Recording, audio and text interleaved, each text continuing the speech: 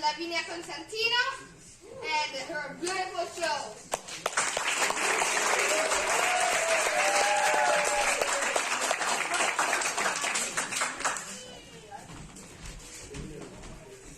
I panni sporchi si lavano in famiglia. That's what we say in Italian. Which is, never do your laundry in public. By that we mean that we don't like to show when our life is just a little less than glamorous. You know, maybe it's not so much like la dolce vita. We just keep that inside la famiglia. Whenever we can choose, we like to keep our dirty little secrets to ourselves. Having known Clara for quite a while now, I often stop and look at her, and I wonder what she would like to say out loud. All the things she's been dying to share this past 16 years of her life. All the words she might want to feel rolling out on her tongue. But she can't. She just can't. Clara cannot choose what to say and what to keep secret. Clara simply doesn't have a choice.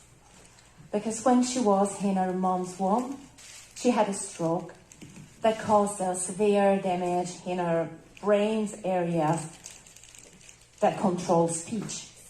So today, Clara doesn't speak because she simply can't. No choice, no option, just a bare matter of fact of her life. And still what you're just about to hear is her story. I have only offered my voice, my words, but she's the one who managed to speak her truth out loud in her own way. And this way is art.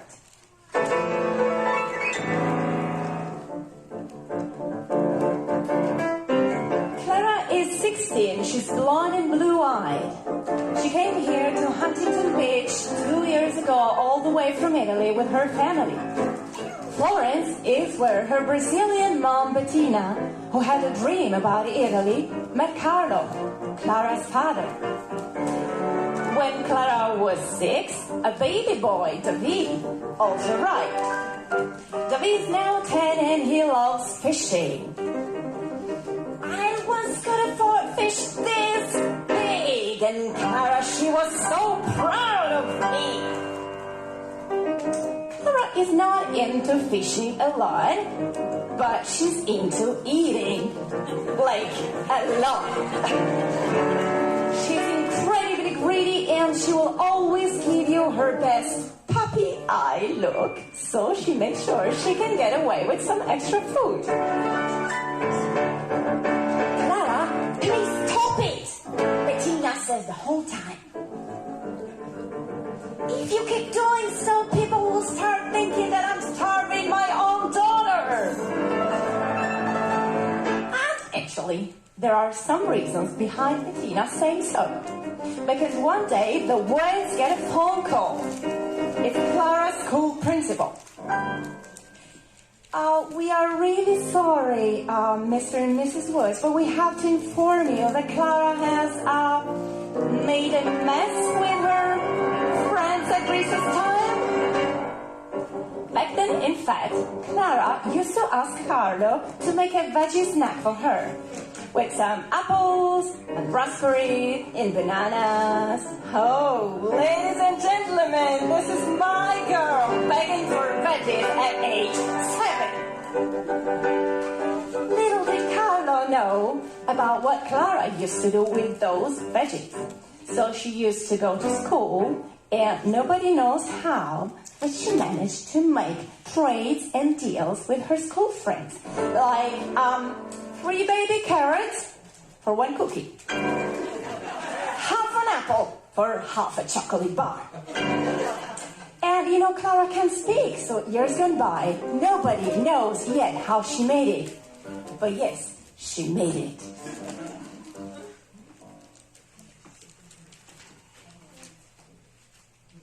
So, Carlo expected expected a baby boy. But it was soon clear that it was a girl. And when they knew that, Bettina started daydreaming about a blonde, curly, beautiful young lady.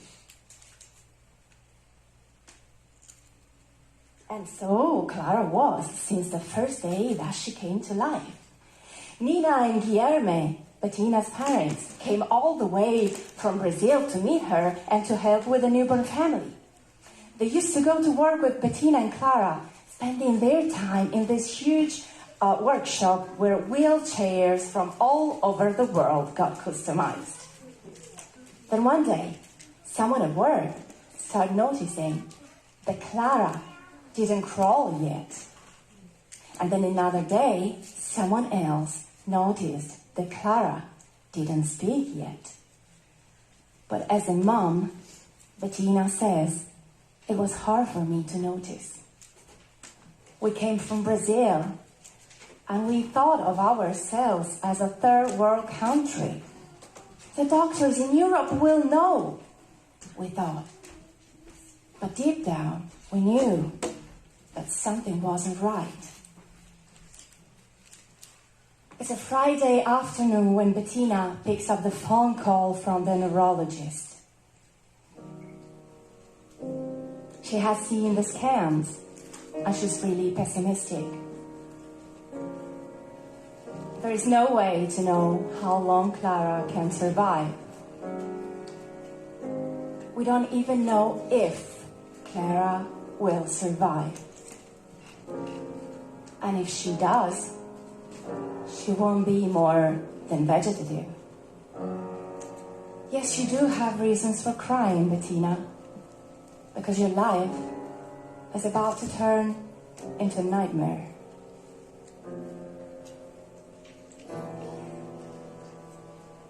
When I was told my daughter, my own daughter, would have lived with a severe disability, that she might not have lived at all, and that nobody really had the faintest idea about basically anything. In that very moment, Carlo thinks of an octopus. Because of that particular octopus at the University of Michigan, who had scored so high in any test, the guy could easily open a jar and even make a shield out of coconut shells. So why not proof testing the poor octopus by giving it one of those special safety lids to open? The octopus, great job, opens it in less than an hour. Wow. It's one of a kind, the octopus. It can open jars and use tools that Clara, my daughter, will never be able to handle by herself. But that doesn't mean the octopus is happier or on top of the world. And I have no news so far about an octopus being the game changer in the big game of life.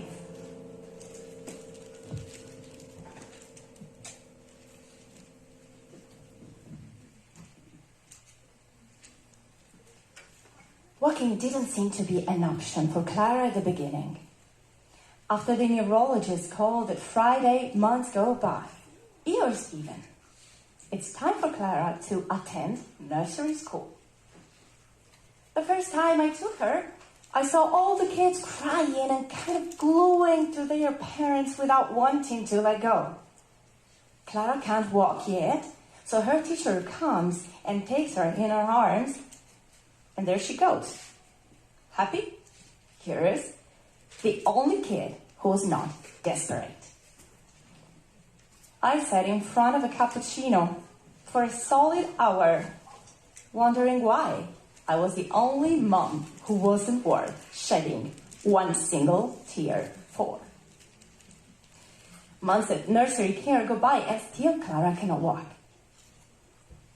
At first I could not bear it, says Grandpa Guy. And maybe that's why he's the one that comes out with an idea to help Clara move by herself. Guy is creative. He won't take a no as an answer and has some skills. Back in Brazil, he used to sell toys and he even supported the newborn skate culture in the country. If I could make some kind of card, if maybe there was something on wheels, what if I could create something so that Clara can move by herself? Give him a couple of weeks and see Clara ride her special card all over the place. Wheels on fire and no limits inside. Nina, Clara's grandma, and his wife goes mad. It was already incredibly difficult to keep boundaries with Clara because she wanted to go. She always wanted to push herself out of the comfort zone. I was always begging her to pay attention. And although she doesn't speak, she understands perfectly. But I knew it was no use teaching her to be careful. She just wanted to live life to the fullest. In the end, it was Clara teaching me that oftentimes limits are there for us to jump beyond them.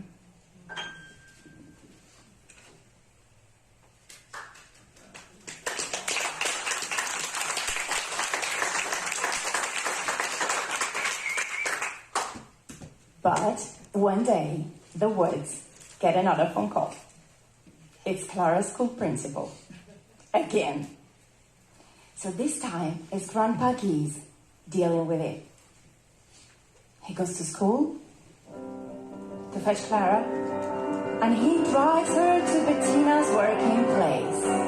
He's in a rush. The co-workers all call each other, and by the time the Guy parks the car in front of the warehouse, everybody's standing there and waiting for something to happen.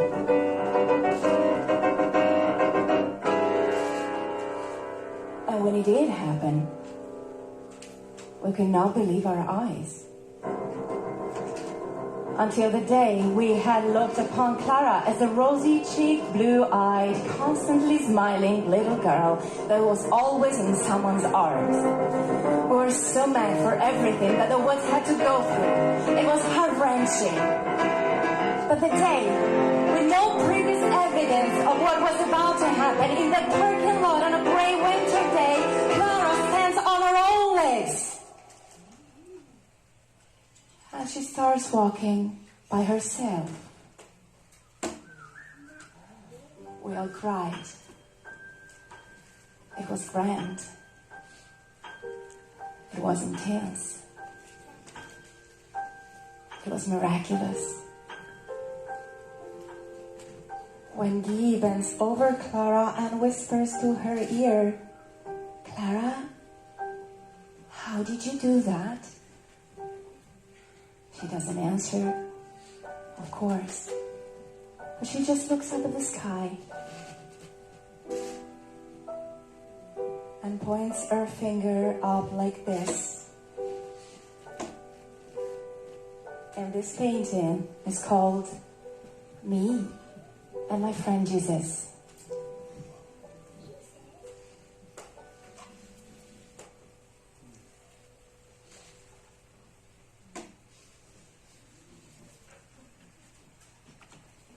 Merenda is an Italian word that I particularly love.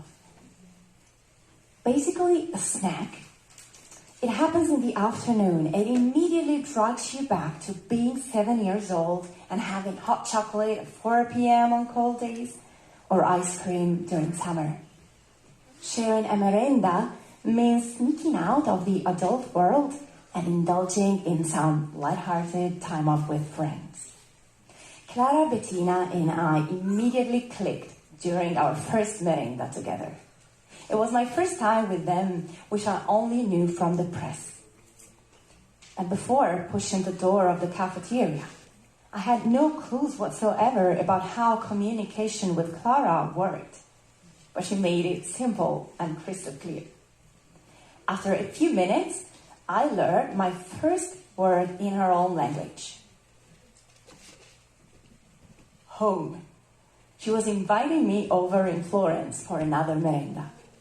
And to do so, she had to drop something that she had been carrying. And I noticed it was a doll. It looked like Frida, her latest role model.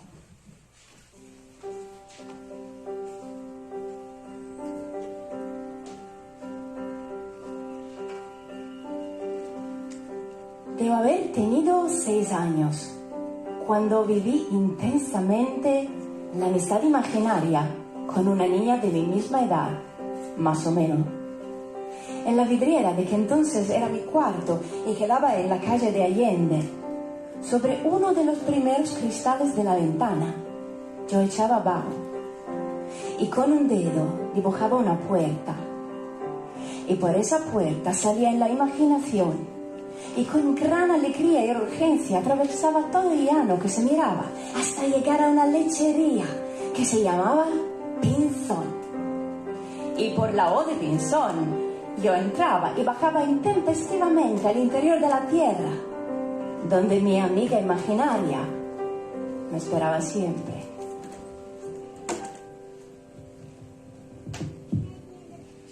Why does Clara pick Frida as her painting muse? As her doll to kiss goodnight? As her role model? Why does she want her eyebrows like Frida and she wears flowers in her hair? Have you wondered? Grandpa Guy wondered about that. I used to spend a lot of time in my mind trying to make up a story of how Clara would grow up and be independent. And more than anything, how she could survive bullying. Because, come on, we bully ourselves and one another. You guess what can happen to a teenage disabled girl? And at first, painting was not a plan. It was something that we had offered Clara to improve her sensory motor fine skills. And soon enough, we noticed she really enjoyed that. Oh, but be careful, said Grandma Elsa on Carlo's side. Because Clara is frail, and she is 3 times frail. Because she's young, because she's disabled, and because she's a girl. We didn't immediately realize that painting was Clara's way to turn her inner world into something that she could share. But today, I'm sure she knows that art is her own way to speak her truth and to respond to bullying. She could have self-isolated, she could have counterattacked, but she took her own chance and she started creating instead.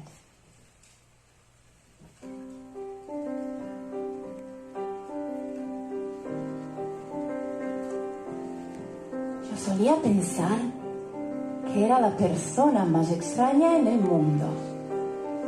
Pero luego pensé, hay mucha gente así en el mundo. Tiene que haber alguien como yo, que se sienta bizarra y dañada de la misma forma en que yo me siento. Me la imagino. Imagino que ella también debe estar por ahí pensando en mí. Bueno, yo espero que si tú estás ahí, por ahí, y oyes esto, sabes que sí, es verdad, yo estoy aquí. Y soy tan extraña como tú. And this is why, when we look at Clara's paintings, we see ourselves portrayed. Because vulnerability is just a shade of human, and Clara knows better than hiding her true colors.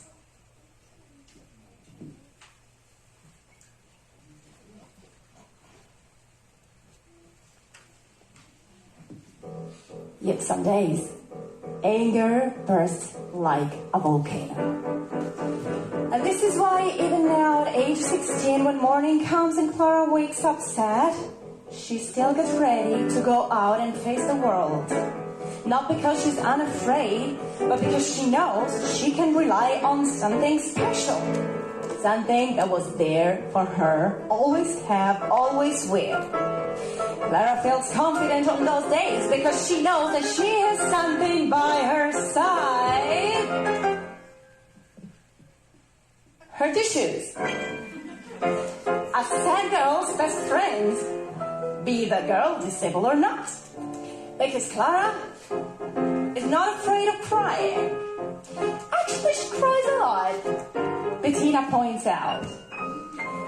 She cries because she doesn't get too many invitations to birthday parties.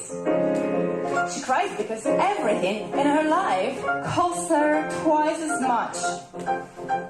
She cries because she's still teaching herself how to blow a kiss. But blowing a kiss is not easy when you have a motor disability. And so Clara cries and walks and learns and cries. And in doing so, Clara is teaching herself something that we are all trying to make sense of. That being vulnerable doesn't make you any less of a human being. Being vulnerable doesn't mean your game over. Being vulnerable is not a crime. You can be vulnerable and be at your side. You can be vulnerable and be strong. You can be vulnerable and still learn how to blow a kiss. And this is why today when I look at my daughter, I don't think of the octopus anymore. Because after opening all those jars, the poor octopus was not left with much to do. Whereas Clara, these days and these past few years, she has learned a lot. She has learned how to untie her shoes. She has learned how to put on her socks. She has come to terms with teeth brushing as a fact of life. She has ridden a bike, and she has tried acrobatics with a V and no, they didn't come out well. So Clara stepped aside and watched her brother having fun. And today, when I look at my daughter, I don't see an octopus anymore. I see an alligator! One of those gators that clamp their jaws so tight that you need a saw chain if you want them to let go. Today, when I look at Clara, I just see someone like me, someone who's trying and be human with all the ups and downs of this life. And so for today, I would have to say that this is the end of the show, but this is the only show that you will ever see that has no ending, because it's about Clara's life, and Clara's life has just begun.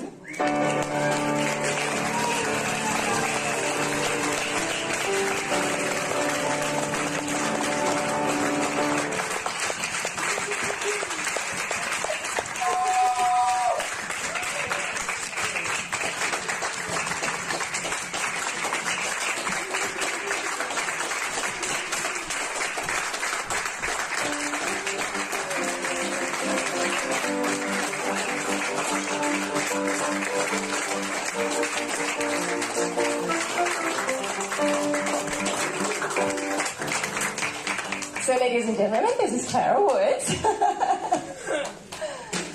As I said, I just put words on this story, but it was inspired by Clara and by how I guess we all have felt different in our lives at some time. Has anybody never felt different? Please raise your hand, because that will be the first time I meet someone who's never been through this very difficult feeling of not being the right person in the right moment. Okay? So, Clara, thank you for inspiring this story and for sharing your artwork with us. It teaches us a lot. And as Rick was saying, thank you, Aiden. Please, Aiden.